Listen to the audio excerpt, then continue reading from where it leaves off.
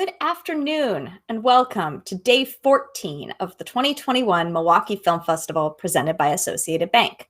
I'm Kara, the artistic director at Milwaukee Film, and this event is our annual keynote, sort of concerning the state of cinema. Always contemporary, always exciting. This year we are featuring Gina Duncan, producing director at Sundance, in conversation with her friend and ours, Sean Weiner, director of programs at the Media Arts Lab at the Jacob Burns Film Center. I'm really looking forward to this talk. Both Sean and Gina are incredibly smart and kind, thoughtful people to help us really think about indie cinema in 2021. Kind of the role of festivals from Sundance to Milwaukee in that ecosystem, but also I'm imagining that they will talk a lot about the sustainability for filmmakers and artists kind of in 2020 and 2021 and beyond, and all that good stuff we all care about. So before we get started, a few reminders. First, please remember that we have a Double Up campaign ongoing. Susan and Bob Michelet have generously offered to double your dollars up to $75,000. You can help us accomplish this goal by texting Double Up to 44321. You can also go to our website, mkefilm.org/donate. Or if you're not already a Milwaukee Film member, you should join us.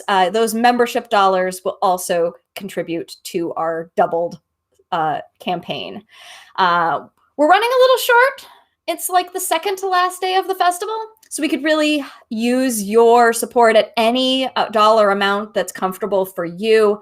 Every donation, regardless of how large or small, will be entered to win a raffle for a free private screening at the Oriental Theater when we reopen later this year. So if that's not enough incentive to give, I don't know what is, because we all want to get back to the cinema, watching great film on a much bigger screen than you have in your home. So please help us make that goal. It means a lot to support us as a nonprofit. Tomorrow is the last day of the festival, and there's two things that you should know for tomorrow. The first is that we will be hosting our awards ceremony live on the internet here at 7 p.m. Central. That will include our audience awards. Voting closes for those tonight at 11:59 p.m. So make sure to get those votes in and tune in to see if your favorites win our audience awards or our jury awards. And also, our closing night film is available actually all day tomorrow, not just during the night. And we are really excited to feature Summer of Soul, which performed very well in its premiere at Sundance earlier this year. That film is only available tomorrow. It's going to be a real exciting film for so much of our audience. We're really excited to close out the festival with that film tomorrow. Wherever you're watching now on the internet, feel free to drop your questions and comments in the chat, either on YouTube or Facebook. They'll make their way to us back here, and we'll try to fold them into the conversation. And without further ado, I'm going to get out of the way and pass the virtual mic to Sean and Gina. Hello. Thank you so much, Kara. It's so nice of you to welcome us. We're really excited to be here at the Milwaukee Film Festival, a festival that I was able to attend a few years ago and have been working really closely with folks over in Milwaukee for a long time. And so I know all about peanut butter and hamburgers and midnight screenings of Stop Making Sense and all the wonderful things that we all are excited to get back to when we're all able to be together. Again, I want to welcome my partner in crime, Gina Duncan, here to do a keynote conversation, and I'd love to embarrass her a little bit by giving you some background about who she is. Gina was the director of industry engagement and special programs at the Jacob Burns Film Center, which is where I am now, and it's where we met and kind of hatched all these sorts of great plans and dreamt up a art support program called Creative Culture that I lead, that we're both kind of really excited about having created together and seen thrive since then. She then abandoned me, but that's okay, and went off to BAM, and I'll say kind of oversaw a really incredible kind of golden age at BAM, where the programming became incredibly exciting and inspirational to other film institutions. I think expanded the way that we think about programming as well as community engagement, and really made BAM Cinema Fest this kind of magnetic and exciting festival to look forward to each year. And as you all know, she's now the producing director at Sundance Film Festival, where she integrates the artistic vision of the festival with its practical elements, as well as working to increase the inclusivity of the festival and manage year-round engagement among industry and artist communities. So, hey, welcome, Gina. That's who you are. Thank you, Sean, and thank you, Kara, and thank you, everyone at Milwaukee Film Festival for having me. It feels so weird to go from like a budget meeting into this space. So I wish we could all be together out in Wisconsin. So.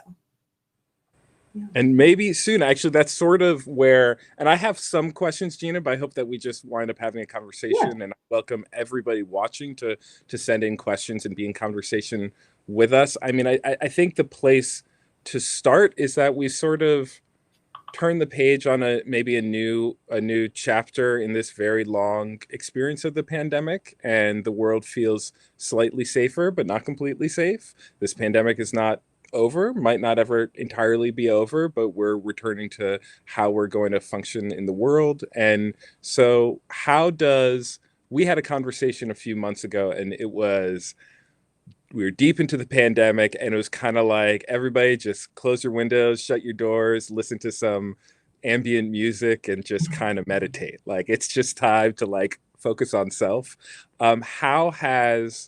What do you think about this new chapter? And some of that might still carry over, but where are you now kind of mentally in terms of like where we're at, and what we're looking at coming down the pike? Yeah, I mean, I'm one of those people who's like, I don't want to return to normal. And even though a few months ago I was saying, and I was saying this, I think from the beginning of the pandemic, like, let's use this as an opportunity to really, really assess like what we're doing and the work we're doing and who we're serving. Because I think for a lot of, at least my experience has been, a lot of nonprofit arts organizations tend to just kind of, you build a model and you keep going with it. And over time, it's like, you'll do your strategic planning, but you're doing that on top of also trying to program, also trying to serve the community that you're working with. And so I thought the pandemic in some ways presented an opportunity for some of that to stop. But I think so much of us, and also our audiences, we were looking to continue to engage. And so we started to kind of create work for ourselves in that space as well. So that being said, I think though that over time, people started to find that like work-life balance is nil when you're working from within your home. And so I've been encouraged by folks who are starting to kind of create more boundaries. I'm seeing that also with artists as well.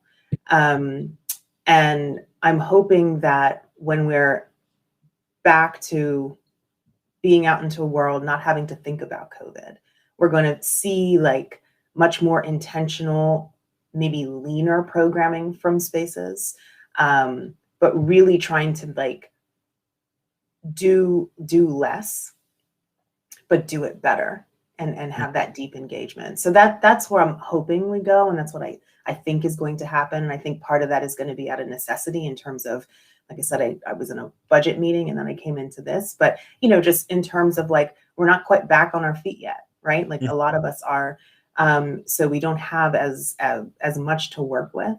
So I think we're going to have to be much more strategic about what we invest in our time and also our funds, and also partnering much more. And can you talk about like, that idea of leaner programming and the idea of, you've been in 3 very different institutions. Obviously the questions that you're answering and the audience that you're engaging with Sundance is I won't speak for BAM, but much more global than the Burns, even though we work in a very similar space. I know that here we can feel like we're trying to constantly outdo ourselves and make sure that every single night in a non-COVID world there is one event happening, maybe 2 events. Which one do I go to? I don't know. And at what point we fell into that. Like for some reason, we determined that there needs to be multiple events at a small suburban theater, a wonderful one with a great reputation, but still, it's that necessary. And at one point, are we reaching an oversaturation level that's unnecessary versus thinking about how to thoughtfully, as you're saying, like do less? Yeah. I mean, I think a lot of it is like, yes, Pleasantville, New York, Brooklyn, New York, and now Sundance, which I'm in New York, but Sundance is Utah, LA, and more global. You still encounter the same thing, like people who are doing work because it comes from this passion, right? This passion of like storytelling, supporting artists, connecting people with work that you feel is impactful and important. And so when you come to work with that kind of like passion for it, you really want to like do everything, perfect. And you want it to, you want to engage with as many people as possible, right? And then you also have multiple programmers. So everybody has their thing they want to do. And so you kind of get into the space of like, well, we do this because of X, or we've always done this, and this is just how we do things. And so I think there has to be much more. And this is something that I've never really seen because it's so hard to do when you're always delivering, but like real planning. Like, what does that next year or 2 or 3 look like in terms of, not that just even the number, but like the types of programs you might want to do, the types of artists you might want to feature or support. Who are you trying to like engage with, right? So I think with the festival this past year being online, there was this idea of like this idea of accessibility, that just by the nature of being online, you can reach the whole world, right? But that's also assuming that the whole world is sitting there ready to like engage in that experience. And so I'm trying to think about like, okay, well, I don't have the money to reach the whole world. Like that's not,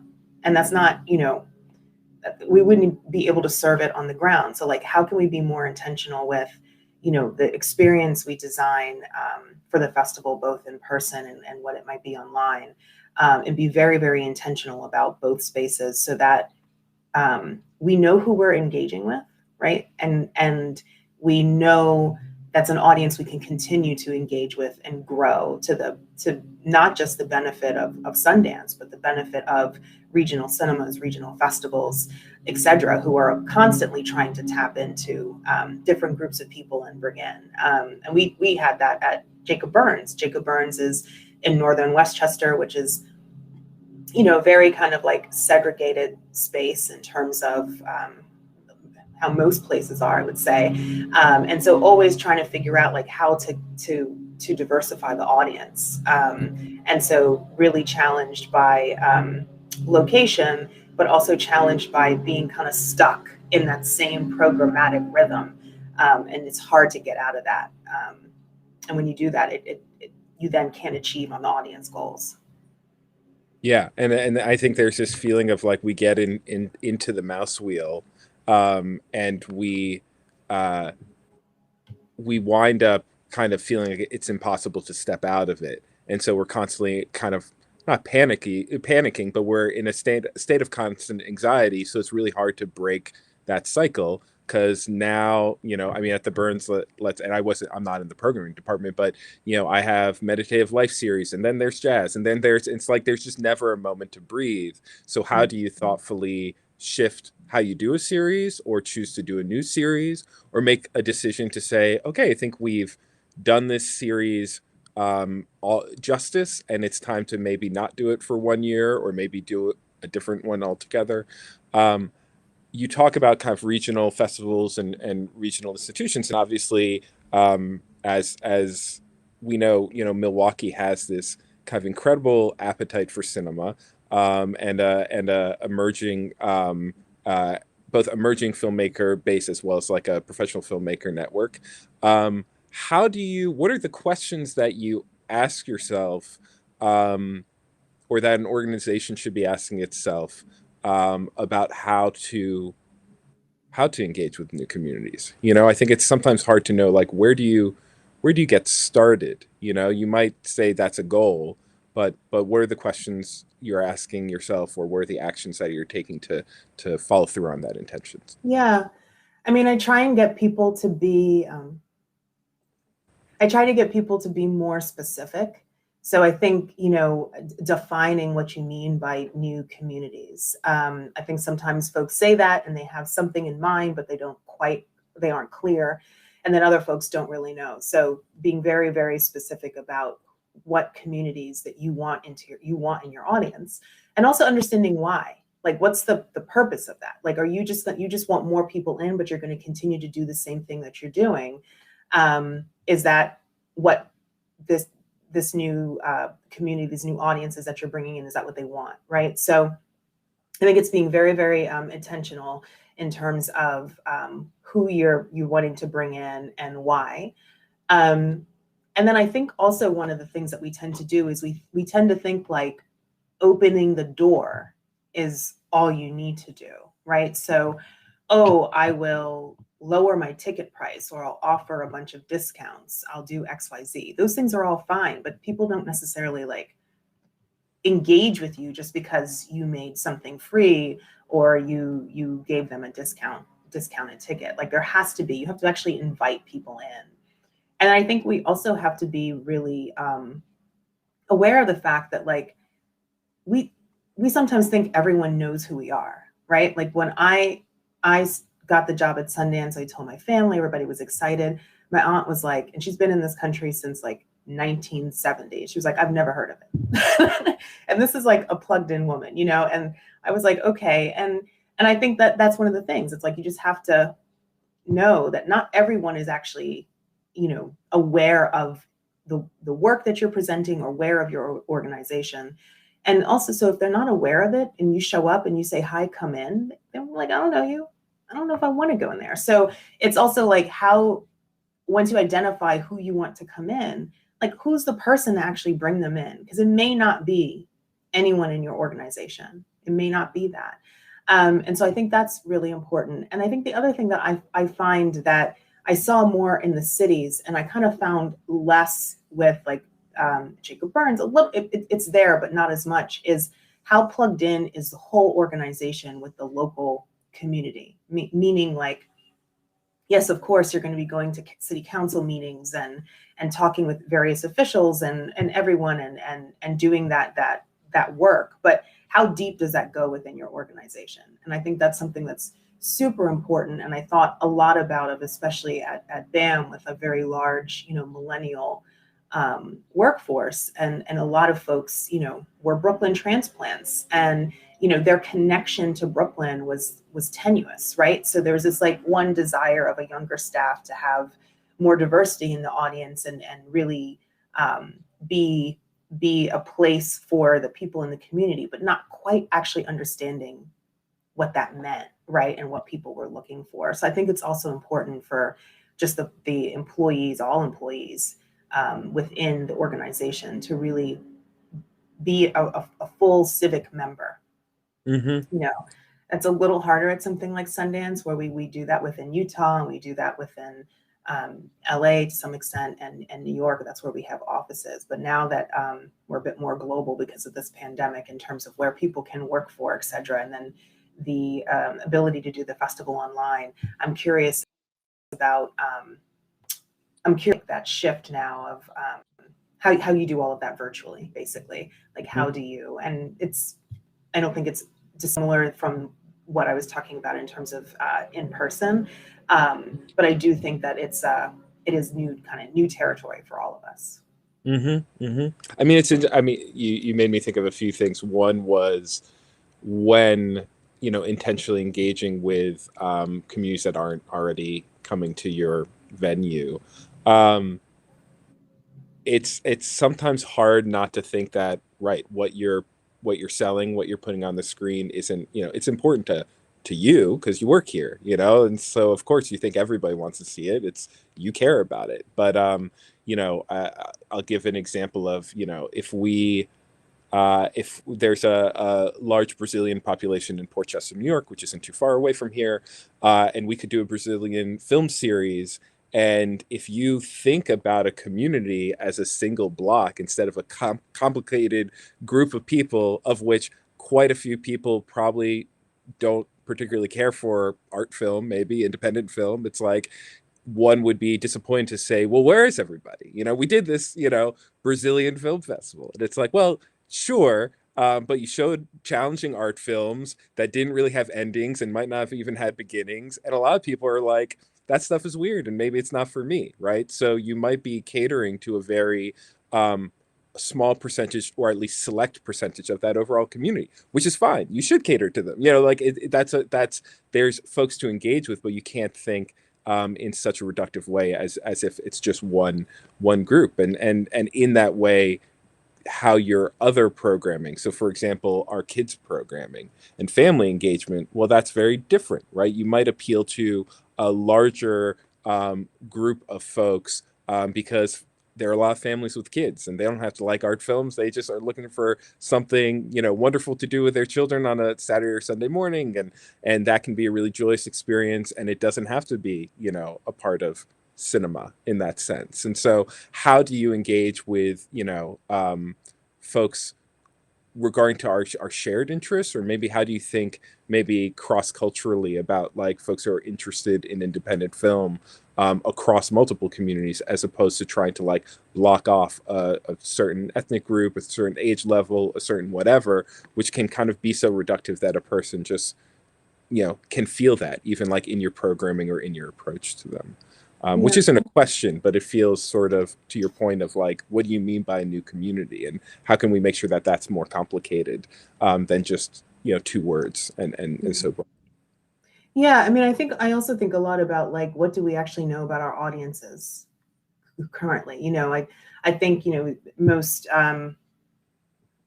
most arts nonprofits, we do surveys, right? We want to get a know return rate is super low. I think like 14% is a good margin, right? So if you get 14%, that's like good for that's a drop in the bucket if you have, X amount of people coming through. So it's really hard to really have a sense of like who your audience is. And I think that was kind of, that was always really important. What I learned at the Burns was like, I would only know if I was in the cinema all the time.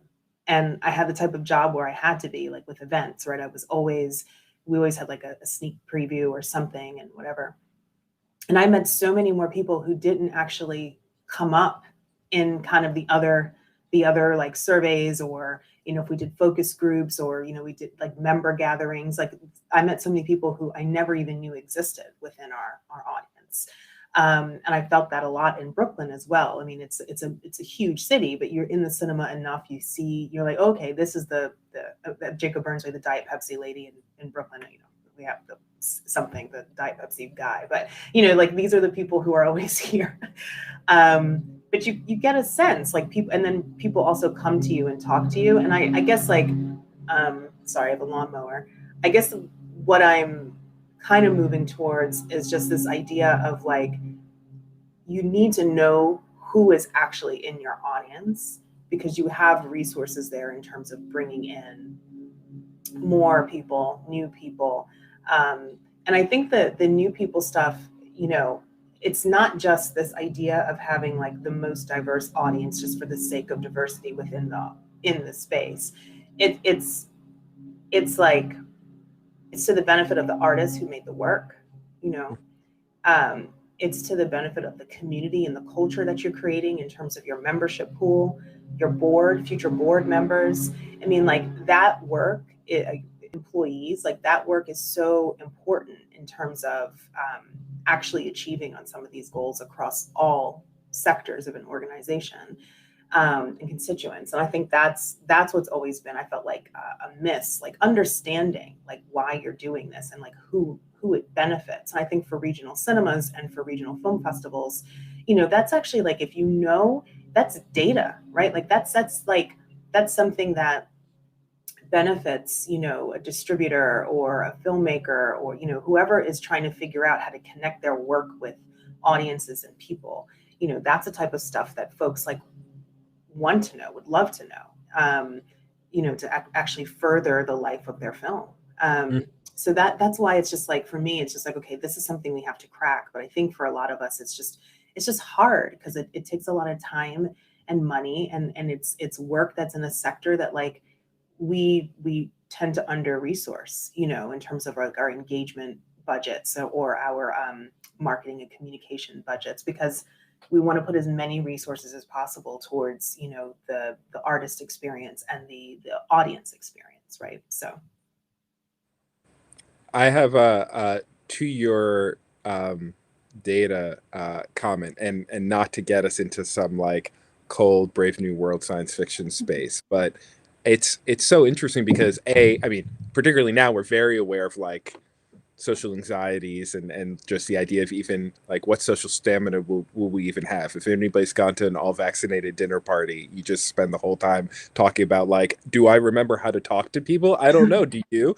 And so it's like we're in this weird moment. But what you're talking about in terms of like connecting with the people who are actually near cinema, taking down these kinds of barriers that have existed for a long time that I think in some ways people had pride around. People felt like, oh, I am this role, and so I do this from afar. I send these movies onto the screen, or I make my film and I send it into the world, and you let me know and go on vacation. You can tell me how it went. It's like it's a different, as the world feels potentially more focused on technologies that can sometimes feel cold and distancing and turning us into data points. There's an increased need for that human connection and that human touch. And beyond that, I had a good one of our mutual friends, actually, Justin Jabrinsky, who's a technical director here, shared something really interesting to me, which was I'd always been very scared of automation. I think a lot of us are scared of automation, right? Because at some point, automation does my job, and then what do I do? But there's a sort of vantage point that he shared on automation, that is that automation will kind of give us the time and space to do other things. In a lot of cases, we do a lot of data entry. We do a lot of busy work. We're writing budgets for, a couple weeks straight and not able to engage and connect with people. And if we can free up that space, then suddenly things that seemed negligible, or things that we didn't have enough time for, or it would be nice if I could go sit in the theater, every evening and do a quick intro, but I couldn't possibly because I have to send 50 emails and do these things. That's a way in which technical advancement might give us space to then fill it thoughtfully. And I think that that's a way in which what can feel like a world where we feel more and more compartmentalized actually will become one where we have room to try things in a new way. And how do we plan for that? It's not so much a question, but it's interesting to think about, like, some of us have to kind of like take a big gulp and just say, like, okay, like it's time for me to walk into my cinema and hang out with folks, or walk into my neighborhood or the town that my cinema is in and hang out with folks and just get to know them and get to know what might be interesting for them to see on your screen, even if that's not baked into your original envisioning of what your institution would be. Yeah, I think that, like, so much of what you're saying is ringing true. Just like I was saying that we're under resourced in terms of we're only able to put so much towards marketing and communication. Digital tech is also a big space within a lot of festivals and nonprofits, in which it's like we invest what we can, but we're never going to be able to compete with like a tech space. We're never going to be able to compete with like an agency in terms of marketing. So I think that's why you end up with so much of like this data entry and like creating systems, and like everyone has a different system. And so there's so much manual, it's like auto, work that people have to do that takes that time. I think the other thing is, like, I don't know how many, I think a big part of the job is not just like loving film or stories or storytelling, but it's also like loving talking to people. And I know that for me, that's kind of funny thing to say because I kind of don't always like talking to people. But there is something that I find about being in like a cinema lobby, or being in line at a festival, and less so if I'm like in the industry, past line, and more so if I'm like with the general public. I love kind of just like talking to someone, being like, why did you come see this film? And you already have something that's naturally brought you together, which is that like we're both in this line, right? We're both sitting here. And so I love actually going to like regional festivals or public screenings at something like at TIFF or at Sundance as well, just to kind of like see what people are saying, people who aren't jaded, and like how they're responding to the film. And that's always so helpful for me because, I see things differently. I have different reasons for wanting to bring things into a cinema. And sometimes what I'm most excited about is not what others are most excited about. So, and I think we also try, just to talk about tech a little bit too, or just the digital a little bit too. I find that most of us are not really great in the social media space. I think that, we try our best, but that's not where we really kind of shine. And I think, especially with like younger staff who use it and see the power of it, are always kind of pushing like, oh, you should be doing this. This is how you should connect. And I'm really like curious about the social media role in an organization, like maybe 10, 15 years from now, what that looks like and how much investment might be used in that space. Should it continue to have the kind of like the connection and power that it does?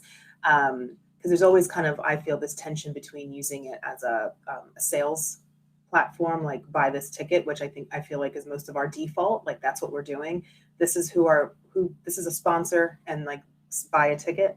But to actually engaging in a conversation, which I know is hard to do as an institution, right? But I think that for like a Jacob Burns or for Milwaukee, like a regional cinema or festival, you have much more of an ability to do that than I think like someone like BAM or even Sundance does, when you're kind of like bigger and more visible in a way. So Yeah, it's a really good point, and it's also interesting to think about how we what's the depth of the conversations that we can have in those spaces versus what we kind of identify as what we do, and the special nights at our cinemas or at our festivals are usually so rich to the point that you feel like you can't convey it through social media. Yeah, absolutely. Yeah, Oh and my God. also, I mean, I guess when I say conversations, I don't mean like, a lot of us have, and I've worked at orgs who've done this, and I understand the importance of it. Like, we're issuing statements of support for, various,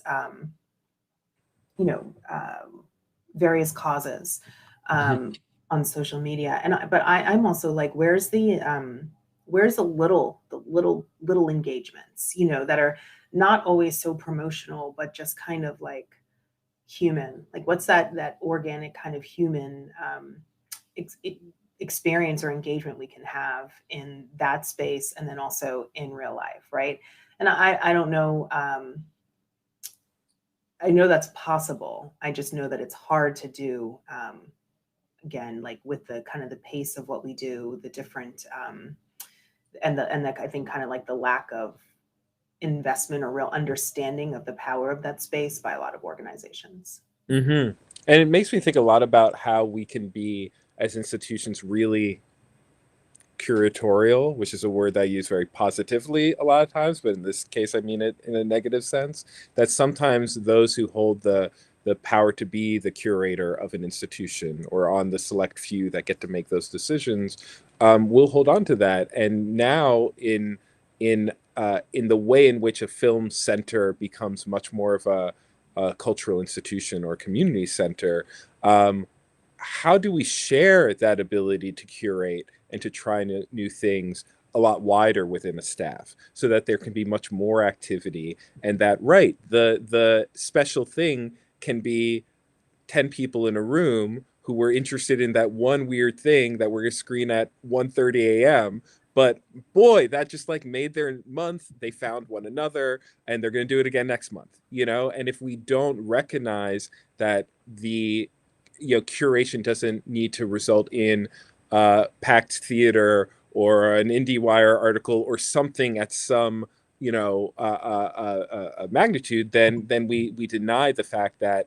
great things can happen in all different sizes. And it's not so much quantity over quality, it's that you can have a very high quantity of high quality things if you're not holding them to like too big of a standard of what success.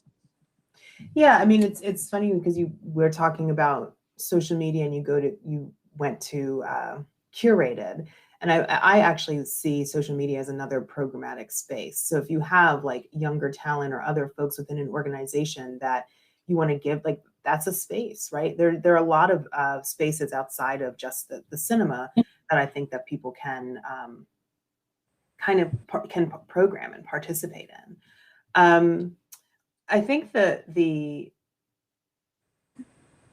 were saying something, and I was actually going to change your subject. I was going to change it. You want to talk about something else? Well, I wanted to say that as cinemas are like opening up right now, and we have, Milwaukee is virtual, and hopefully will not be next year. I am thinking a lot about just like all of my like exhibition friends, and and I know Sean Jacob Burns just opened up as well. And just kind of like the tough road ahead. Like I tend to try and be as optimistic as possible, because otherwise it's a very dark place. But I also recognize that, like, it's just incredibly scary for us right now and for the communities that we serve and the artists that we serve, in terms of the uncertainty, right? The uncertainty of like, how long can we stay open? Will this come back, etc.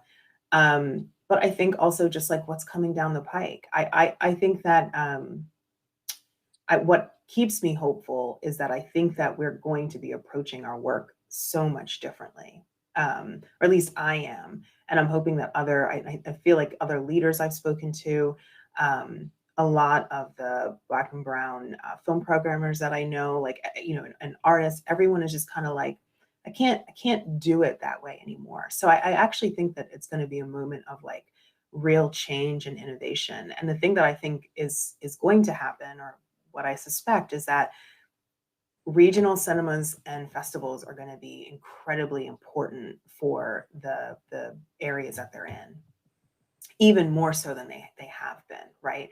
And I think that that's something that we should all be leaning into, but again, not but doing it in a way and at a pace that we can actually sustain. Because I think that's the thing, right? Like right now, it's learning the what is sustainable for us. And I think kind of moving away from this like big, like, we must grow, we must do more, and just kind of hitting everything with real intention, with real intention. I think that's the key. I hate coming back to that, but I just, that's like my thing now, right? Like, we get into words, you'll know when you can't use it anymore. You'll know when you say it and it doesn't. No, it's just, I just think it's important. Yeah. I'm not saying that the stuff that folks have been planning and doing for so long hasn't been intentional, but it feels a little bit like autopilot. And so I'm really excited about this new thing of like trying new things and bringing our audiences in more, and like you said, distributing more of that like curatorial power, right? What does that look like? I mean, I wouldn't be in the position I am today if I had actually started at BAM, right? Like if I had started in a more like traditional, prestigious venue, I wouldn't have gotten a chance to go from like a coordinator to a programmer so quickly, right? Brian Ackerman at Jacob Burns was not precious about it. He was like, you are smart and have a viewpoint, so here, try, and I think that's really the gift of regional festivals and regional cinemas, in terms of like the talent you're able to develop, and the connection to the artists in that area, big and small.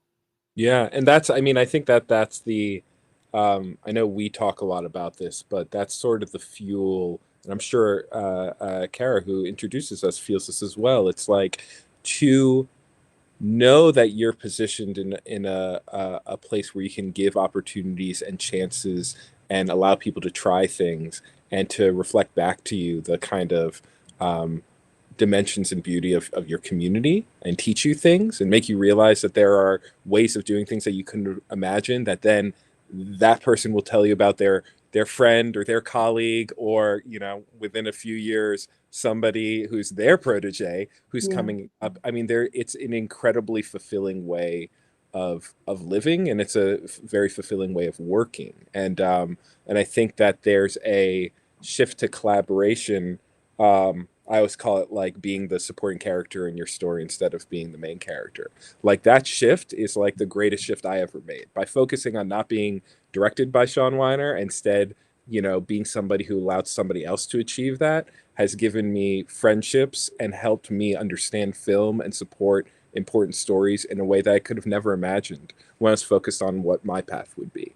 Yeah. And that bucks up against the way it had been before.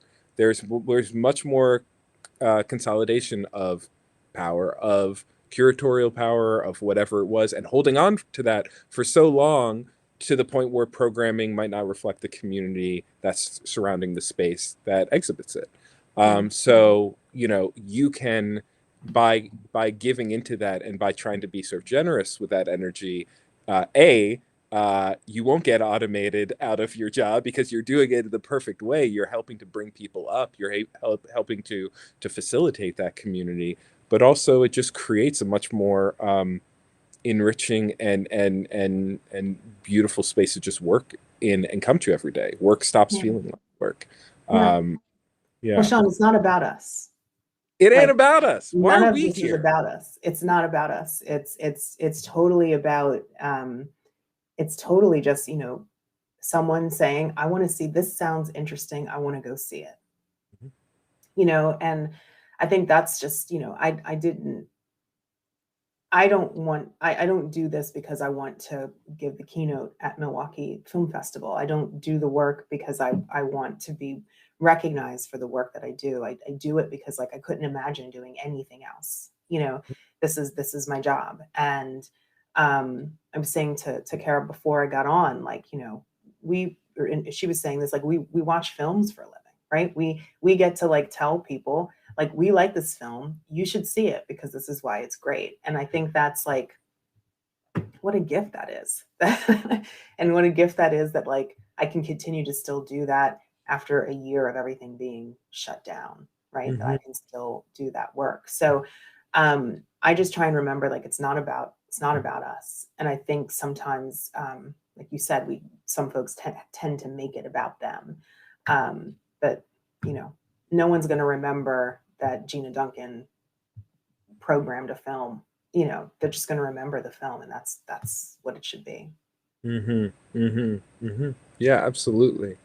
I'm a little bit aware of our time, and I do have maybe just as like a final question to ask about kind of looking forward. I know that last week Sundance announced that it was going to move forward in both like a virtual and in-person way. And I think that that's probably a reflection of you and the wonderful team over there doing their best they can to look at the horizon and anticipate what a year might look like. Can you just share a little bit of, if you're planning for the future, and I guess maybe in that 1 year span, but maybe beyond that, what are some of the questions that you're asking yourself, and what kind of bets do you make, and at what point do you say, as we said so much this year, like, hey, we don't know what's going to be like. It's going to be constantly moving on us. Yeah. I mean, I think actually a lot about the festival, but I also think about our year-round programming, and that's part of my portfolio. And I think about and that year-round programming is really about engagement for me. And so I think about, okay, well, who am I engaging with, and to the benefit of who? And for me, I want to use the platform that I have to help regional cinemas and festivals connect with more, more of film lovers from different backgrounds, right? And specifically more Black and Brown people, and also more young people. I remember the challenges at Jacob Burns. You have multiple colleges in the area, but really hard to have a sustained, a significant audience that's coming frequently to that. And I think that that's really important for independent film, and for all of us to really figure out how to tap into that audience and connect with them more and make them have them understand. I had different theories. I think part of it is like most nonprofit art houses, regional cinemas are have a lot of an older clientele. And so it doesn't always feel like the hippest place to go. But I think that, I also think there's something very incredibly rich about intergenerational audiences. I've always found that. So I think there is something there, to the benefit, I think, of these communities. Like if we can really achieve that. So those are the type of things I'm thinking about, like being really intentional again about who we're talking to, and then how to use that to help the regional cinemas and festivals really thrive. I just see that Sundance is a part of an ecosystem, and since we're kind of the bigger entity within that ecosystem, we need to be generous with our, like, how can we use our resources to be more generous and helpful to everyone else? So that's kind of the focus of my work. Yeah, and I think a lot about, again, bringing it back to Milwaukee.